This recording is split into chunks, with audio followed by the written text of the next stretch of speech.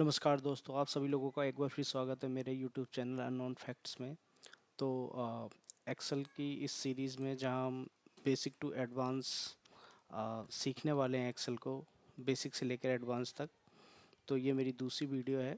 हालांकि first video में बता चुका हूँ, ये जो ग्रीन मैंने किया हुआ है ये पॉइंट्स मैं डिस्कस कर चुका हूँ। हालांकि पिछली वीडियो में कुछ पॉइंट्स सही से डिस्कस नहीं हो पाए थे, तो उसको मैं एक बार फिर से डिस्कस कर रहा हूँ। तो जैसे कि नेम बॉक्स को मैं पिछली वीडियो में सही से डिस्कस नहीं कर पाया था। तो इस वीडियो में मैं बताता हूँ कि नेम बॉक्स एक्चुअली ये नेम बॉक्स जहाँ ये मेरा कर्जर है इसको नेम बॉक्स कहते हैं। इसे नेम बॉक्स इसलिए कहते हैं क्योंकि जहाँ भी हमारा कर्जर होता है तो ये उसको बताता है कि हमारा कर्जर कहाँ पर है। उसका एड्रेस बताता है। जैसे कि ये H7 यानी रो 7 और कॉलम H पर है, तो ये हमें बता रहा है कि ये यहाँ पर H7 लिखा रहा है, तो इसलिए इसको नेम बॉक्स कहते हैं।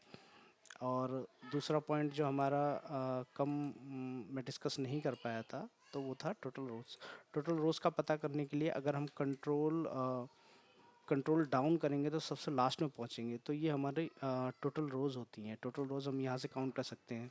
अगर कोई पूछे कि टोटल रोज़ कितनी होती हैं, तो आप इस तरीके से बता सकते हैं कि 10,48,576 टोटल रोज़ हमारी एक्सेल में होती हैं।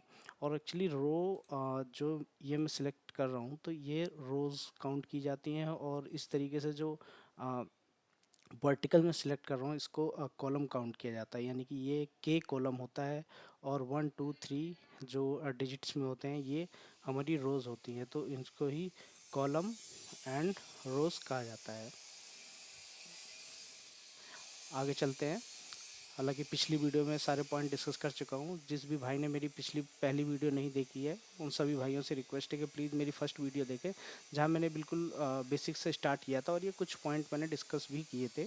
तो आप अगर फर्स्ट वीडियो देखेंगे तो मैं उसी के आगे से ये दूसरी वीडियो स्टार्ट कर रहा हूँ। उसके बाद आते हैं हम कंट्रोल एन पे। तो बेसिक सीखने के लिए ये कुछ चीज़ें होती हैं जो इसका हमें पता ही होना चाहिए, क्योंकि ये वो इंटरफेस होता है, एक्सेल का इंटरफेस होता है। हमें एक्सेल के इंटरफेस पे पता होना चाहिए कि किस चीज़ को हम क्या कहते हैं। सपोज जैसे मैंने फर्स्ट वीडियो में डिस्कस किया, इसे फार्मूला बार कहते हैं, इसे टैब कहते हैं, इसे टैब सेक्शन कहते हैं, इसे नेम बॉक्स कहते हैं। तो उसी के आगे मैं यहाँ डिस्कस कर रहा हूँ कंट्रोल एन। देखिए कंट्रोल एन क्या होता है। आप किसी भी एक्सेल फाइल में वर्क कर रहे हो और आपको इंस्टेंट दूसरी फाइल खोलने की ज़रूरत पड़े, तो आप कंट्रोल एन प्रेस करके एक न्यू फाइल ओपन कर सकते हैं। तो आप देखेंगे कि एक बुक 1 न्यू फाइल ओपन हो चुकी है। तो कंट्रोल एन। कंट्रोल ओ होता है ओपन फाइल। यानी कि अगर हमारे पास कोई भी सेव्ड ओल्ड फाइल्स है, यानी कि जो हमने ऑलरेडी सेव की हुई हैं, तो कंट्रोल ओ प्रेस करते ही ये हमें उन फाइल्स पर ले जाता है जो हमारी ऑलरेडी सेव्ड होती हैं। सपोज दैट ये मेरे पास वो फाइलें हैं जो मेरे पास पहले से सेव थी। तो यहाँ से आप सेलेक्ट करके कोई भी फाइल डबल क्लिक करके ओपन कर सकते हैं। उसके बाद कंट्रोल एस, जो भी हम वर्क बुक में काम करते हैं तो वो फाइल ऑटोमेटिक सेव नहीं होती जब तक कि उसमें ऑटो सेव का ऑप्शन इनेबल ना हो। बट कंट्रोल एस हम कोई भी काम करते हैं, सपोज दैट मैंने 2 टाइप किया एंड 3 टाइप किया, तो इस काम को साथ के साथ सेव करना होता है। तो कंट्रोल एस से हम साथ के साथ सेव भी कर सकते हैं।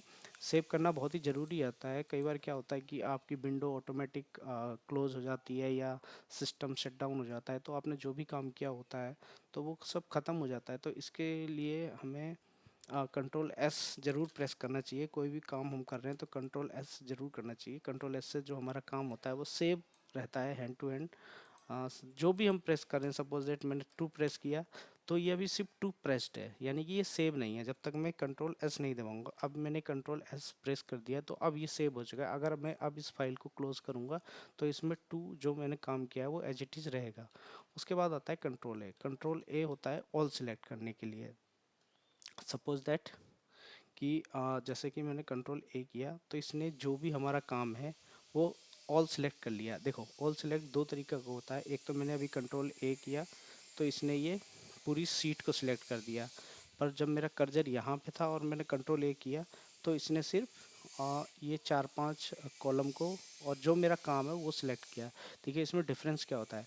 अगर मैंने कर्जर ये ब्लैंक शीट पे रखा हुआ है, यानी कि जो इसकी रेंज है, यानी जो मेरा काम है उसकी रेंज ये है, तो अगर मैंने कर्जर इससे बाहर रखा है तब तो कंट्रोल ए दबाने पे ये पूरी सीट को सिलेक्ट करेगा। अदरवाइज़ अगर मैं कर्सर अपना यहाँ रखता हूँ और कंट्रोल ए प्रेस करता हूँ तो जो मेरे वर्किंग रेंज है ये उसी को सिलेक्ट करता है। यही डिफरेंस होता है कि कंट्रोल ए कभी तो पूरी सीट को सिलेक्ट करता है और कभी सिर्फ कुछ कुछ कॉलम और कुछ रोज़ को ही सिलेक्ट करता है। तो जब हम अगर ये वर्किंग में यहाँ पे कर देता हूँ तो यहाँ पर मेरी रेंज ये ख़त्म हो जाती है। अब मेरी रेंज काम की ये रहेगी, ये बीच में मेरा गैप आ गया तो अगर मैं अब कंट्रोल ए करूँगा तो ये मेरा ये यहाँ तक सिलेक्ट करेगा, ना कि इसको सिलेक्ट करेगा। यानी कि जो अगर काम में कोई गैप नहीं है, किसी भी रो या कॉलम में कोई गैप नहीं है और आप कर्सर वहाँ पे रख के सिलेक्ट करते हैं तो ये उस काम को ही सिलेक्ट करता है। अदरवाइज़ अगर आप ब्लैंक जगह पे कंट्रोल ए करेंगे तो ये पूरी सीट को सिलेक्ट करेगा।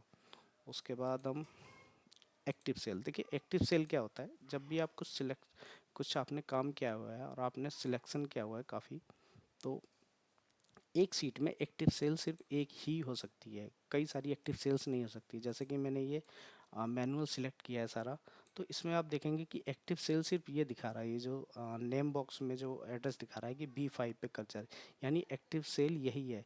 अगर सपोज दैट मैं यहाँ पर कोई भी फार्मूला वगैरह अप्लाई करूँगा तो वो एक्टिव सेल पे ही अप्लाई होगा, ना कि अ, उसके बाद हम आते हैं कंट्रोल सी पे। कंट्रोल सी एक बहुत ही बेसिक सी कमांड है।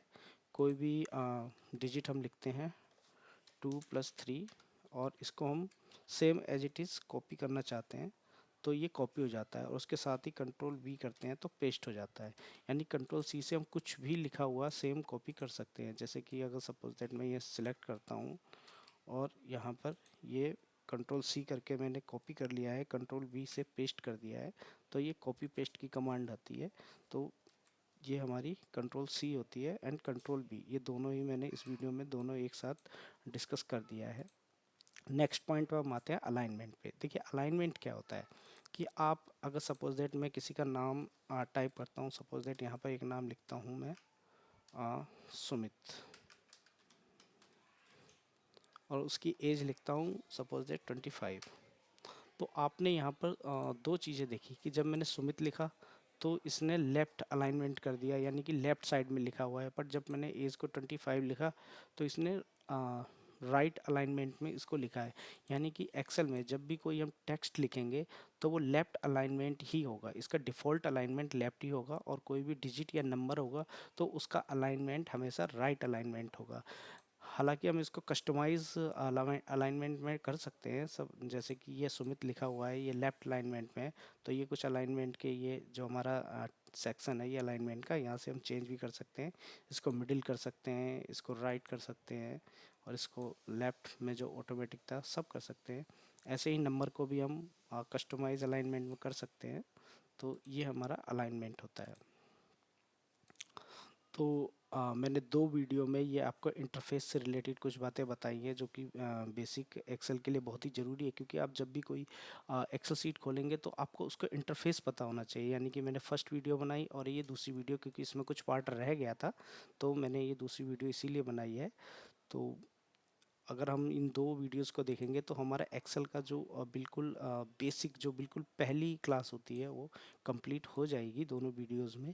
यहाँ पर मैंने टैब सेक्शन नेम बॉक्स वगैरह डिस्कस किया था। तो इस तरीके से हमारी ये बेसिक इंटरफेस की क्लास यहाँ पर आज ख़त्म होती है। और दूसरी वीडियो में मैं बताऊँगा कि आपको होम टैब में जो सेक्शन वाइज हम यूज़ कैसे करते हैं, क्लिपबोर्ड का कहाँ कहाँ यूज़ करते हैं, कैसे करते हैं, फ़ॉन्ट का कैसे यूज़ करते हैं, तो ये आप सभी को दूसरी वीडियो में मिलेगा। तब तक के लिए नमस्कार, जय हिंद। और आप सभी लोगों से एक रिक्वेस्ट और है कि प्लीज़ अगर आप लोगों को मेरी वीडियो अच्छी लगती है तो प्लीज़ उसको लाइक सब्सक्राइब एंड शेयर ज़रूर करें, ताकि मैं मोटिवेटेड बना रहूं और आप लोगों को प्रोवाइड कराता रहूं वीडियोस। धन्यवाद।